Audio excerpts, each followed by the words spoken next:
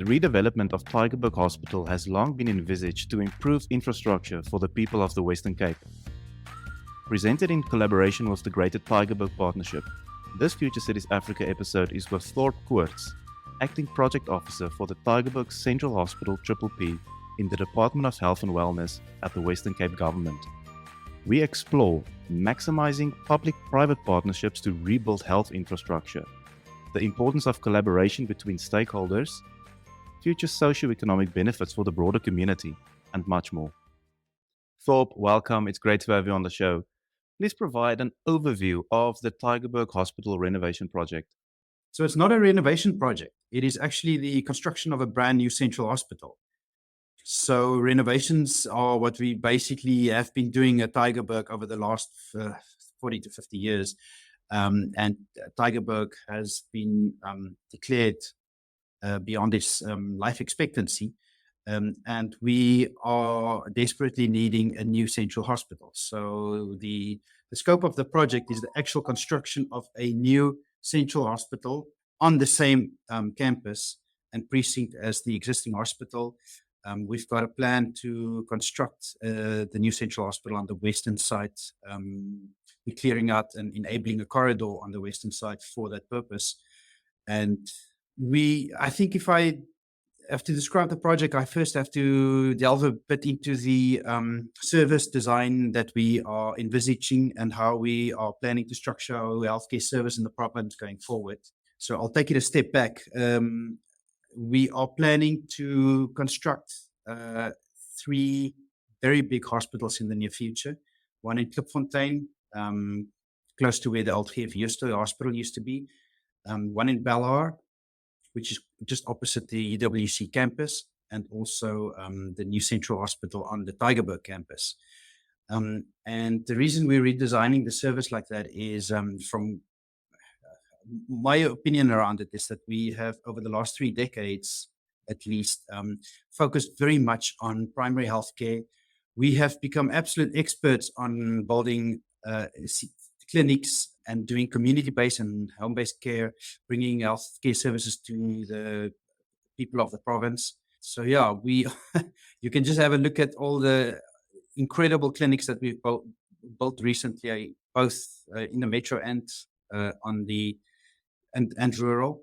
And we do see there's a shift now in the healthcare burden of disease, whereas we're seeing the emergence of diseases of lifestyle and diseases of age. I'm talking about things like the need for oncology, cardio, diabetics, and those things, which are more of your tertiary services requirement and more of your specialist services.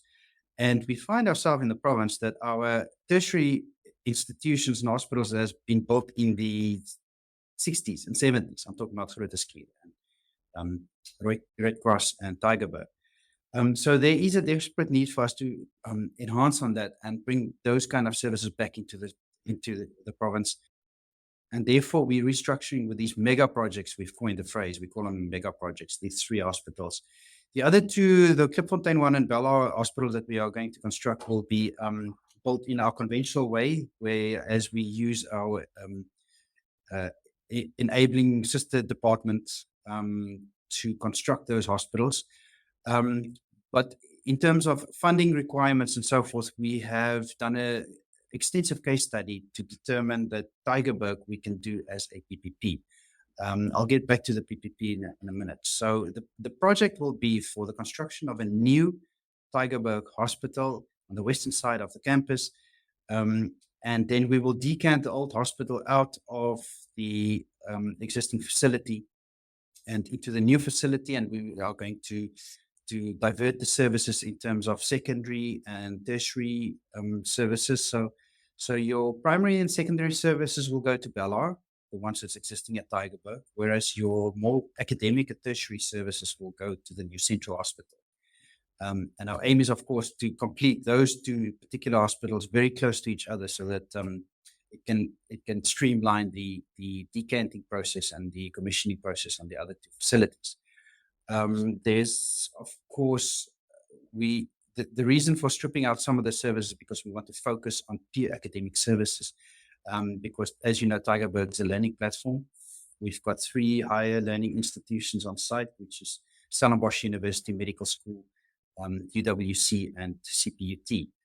And we are engaging with them as well to shape a higher learning education, which will be a national asset and not just a provincial asset. And we see ourselves constructing the future of education. Thank you. The project has been devised as a PPP, or a public-private partnership. Can you elaborate on the thinking around this and how PPPs of this nature benefits major projects? So a PPP is not necessarily conducive for big projects or not. We've got a PPP. We had a PPP at Lentegeer. The Western Cape Rehab Centre was a PPP. I mean, there's quite a few other PPPs across the country. They get done for various sorts of reasons as PPPs and not necessarily because of size. The Tygerberg will be, of course, the biggest PPP that I think, well, that we have ever done, or I think maybe the Gauteng, it might be the biggest one in the country. It is going to be a massive project. Just to give you an indication, our estimate of the construction is upwards from 5 billion. Provincial Treasury has ring-fenced already close to 1 billion for us, which will mature in 2030. So that would give you an indication of the scale of the project. And the reason we're doing it as a PPP is because of 2 things: value for money and affordability. So, as I said, we're planning on doing 3 mega projects very close to each other. And as you can imagine, they are quite expensive. So it's difficult to get them to fit onto any national treasury budget. So we went through a feasibility study to see what would be the best way of doing it. And we followed the National Treasury guidelines in terms of PPP Regulation 16. And our feasibility study has indicated that there is value for money and affordability to be had to do this particular project as a PPP. So the way we envisaging to structure it is to procure a private party. The private party will design, construct, finance, and then soft services maintain the building for us over a period of, we envisaging 20 years. So we're planning for that construction to start in 2026, to be completed by 2030, and then to have the private party continue with soft services management of that facility for a period of another 20 years. So that is the high level structure of the PPP. So what that means is that the private party will get their own finance to construct the facility at the cost that I was saying. We foresee that they would finance the project. There would be a capital contribution in terms of the one I mentioned from Provincial Treasury, and then they will recoup their investment over the 20 years through a unitary payment. So the unitary payment will be made available from our operational budget. We've gone through an extensive financial investigation to see how possible that is. And the fact of the matter is that the old Tygerberg Hospital, as great as the building was when it was constructed, and I have to say, I think that it astounds me sometimes, the forward thinking that I noticed in this design when I walk in those underground tunnels at Tygerberg. But that hospital has become very expensive to maintain. And there was a CSRI study done back in early 2000s already saying that the hospital is beyond its life expectancy. And we've been keeping it up and running through a huge maintenance budget. And we have come to the realization that utilizing that maintenance budget, we could rather get a private party to fund and construct a new hospital for us, and then use the money that we would have used for those kind of things to fill up a unitary payment. So there's a feasible financial model that we're looking at. In terms of the progress at the moment, so we have recently achieved A1 approval from National Treasury. That has happened in November of 2020, just end of last year.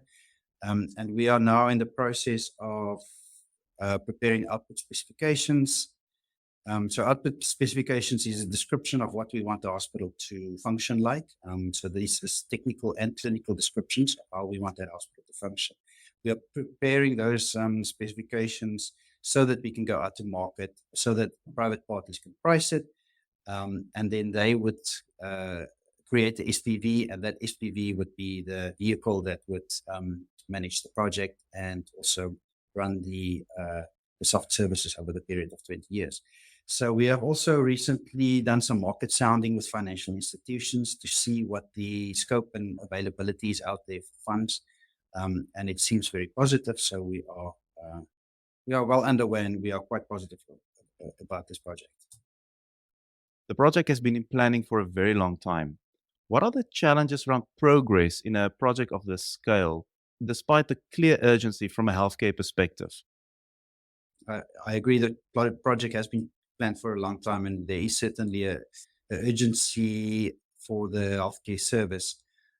Just to go back, the project was the cabinet approved the project as a PPP in the late 2000s, after which there was a project office established within the Department of Health infrastructure, and a project officer was appointed.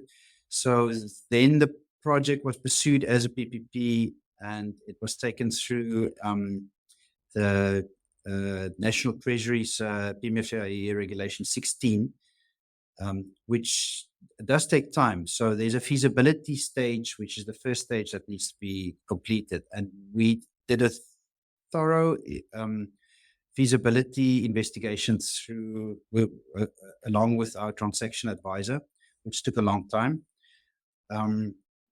And to be honest, we were ready to go back to Treasury for approval of the feasibility study to move to the next stage by 2019. But then, of course, COVID hit. And I think that the Department of Health then went into COVID mode, and we did a lot of preparations. So a lot of things went onto the back burner. And the Department of Health in the Western Cape did an excellent job to weather the storm of COVID. I recall that we rolled out so many vaccination stations and virus testing units at all our facilities and field hospitals to deal with COVID, that we never even utilized everything that we rolled out. And that's how incredibly successful we were during COVID. But that meant that some of our other projects went on pause, which included the PPP, of course. And then by the time we got back to start working on the PPP, we had to revise our feasibility study because some things have changed. And then we submitted the revised feasibility study to National Treasury, and this was approved in November of 2022, last year. And subsequent to that, Provincial Treasury ring-fenced the funds for us, which we will be using towards the capital contribution of the PPP. And we have now gained a lot of traction. So the project is now full steam ahead. We are building capacity on our project office, and we are engaging with a lot of stakeholders across the province to move this project forward. We are also fairly new to PPPs. We've done the PPP at Lentegeur, but it's not nearly of the same scale. So we had to build some capacity on how PPPs work and to understand what the challenges are with PPPs. So I think that has also taken some time. But apart from that, we are currently full steam ahead. So I think the only challenges that we're experiencing is, of course, red tape. So we are doing thorough investigations, and we're dealing with a lot of proper feasibility studies and investigations. What is the importance of collaboration between stakeholders, including the three spheres of government, private sector, and then civil society organizations like the Greater Tygerberg Partnership? Stakeholders is very important for us, and reaching out and engaging with stakeholders. So we have divided our stakeholder engagements into 4 spheres. The first is our corporate governance and our staff and our HR components of everybody working in and around the facility. Our second one is with the higher learning institutions, which is the 3 academic institutions on site, Stellenbosch, CPUT, and UWC. Our other sphere of stakeholder engagements is with the local community and reaching out. Although I must say we see our community not just as local, because as I said, Tygerberg is definitely a national asset. It's a tertiary institution with even level 4 services that we are offering nationally. So we do see the community as the entire country, as a matter of fact. And then our 4th sphere of stakeholder engagements is with our local government. So organizations like GTP, who we've reached out with and have spoken to Warren. What a great guy, pulling people together. And he's assisting us great in reaching out and getting word out and talking to people. Organizations like that we see as very valuable in bringing us closer to, I think in the case of GTP, 3 of those stakeholder engagements. So it's both our local authorities, our higher learning institutions, and our community. GTP has got valuable connections to business in the community, and they introduce us and they talk to us, and so we welcome that, and we definitely reach out to organizations like that to walk this path with us. I think we all have a vision of creating a greater. I know they call it Tygerberg, but it's Belleville, it's Sparrow, and it's the Greater Western Cape, to be honest. The long-term health benefits of the project are clear. Can you expand on the future socio-economic benefits for the broader community around the hospital?